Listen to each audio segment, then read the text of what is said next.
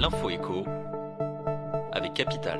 Le coup de gueule du jour est poussé par les acteurs de la publicité. Selon une information du journal du dimanche, la ministre de la Transition écologique préparerait en effet un texte de loi pour cet automne visant à mieux encadrer, voire à bannir de nos écrans de télévision certains spots publicitaires pour des produits jugés nuisibles pour l'environnement ou la santé. Parmi les produits visés, on retrouverait les véhicules thermiques, certains aliments sources d'obésité comme le Nutella ou des comparateurs de voyage incitant à prendre l'avion. L'univers de la mode à l'empreinte carbone jugée trop élevée pourrait également être concerné par ce texte qui devrait être déposé à l'automne. Autre victime potentielle de ce projet de loi, les spots publicitaires de destinations lointaines comme la Guadeloupe ou la Martinique.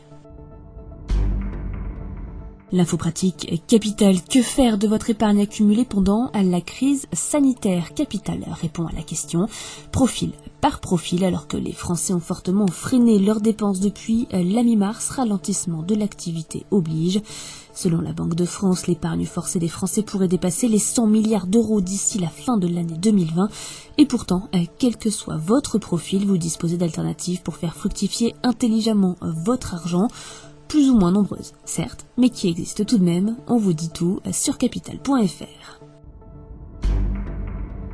Le chiffre du jour, 1 million. C'est le montant estimé du cambriolage mené à Sartrouville dans les Yvelines chez une figure de la ville. Les faits se sont déroulés dans la nuit de vendredi 18 à samedi 19 septembre.